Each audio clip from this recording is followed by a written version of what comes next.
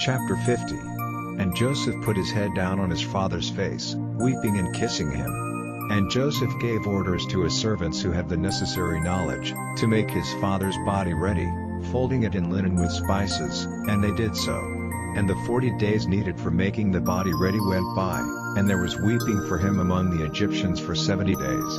And when the days of weeping for him were past, Joseph said to the servants of Pharaoh, "If now you have love for me, say these words to Pharaoh. My father made me take an oath, saying, when I am dead, put me to rest in the place I have made ready for myself in the land of Canaan. So now let me go and put my father in his last resting place, and I will come back again." And Pharaoh said, "Go up and put your father to rest, as you gave your oath to him." So Joseph went up to put his father in his last resting place, and with him went all the servants of Pharaoh, and the chief men of his house and all the chiefs of the land of Egypt, and all the family of Joseph, and his brothers and his father's people, only their little ones and their flocks and herds they did not take with them from the land of Goshen.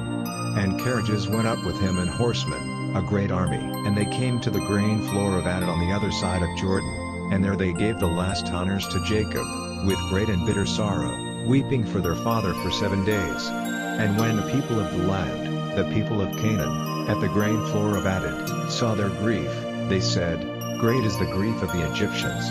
So the place was named Abel Mizraim, on the other side of Jordan. So his sons did as he had given them orders to do, for they took him into the land of Canaan and put him to rest in the hollow rock in the field of Machpelah, which Abraham got with the field, for a resting place, from Ephron the Hittite at Mamre. And when his father had been put to rest, Joseph and his brothers and all who had gone with him, went back to Egypt.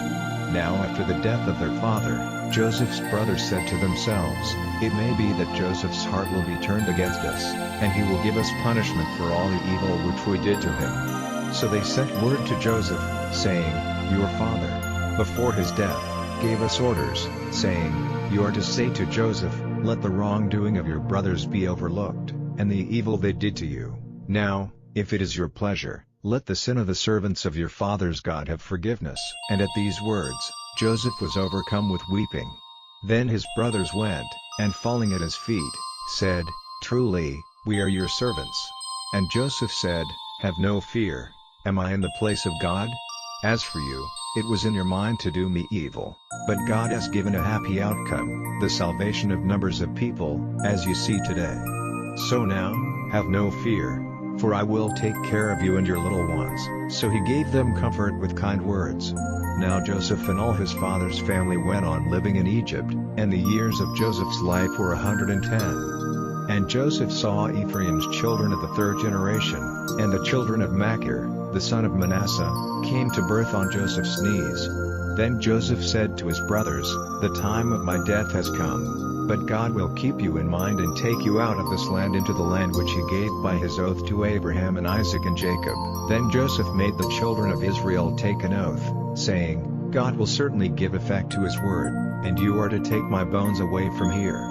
So Joseph came to his death, being 110 years old, and they made his body ready, and he was put in a chest in Egypt.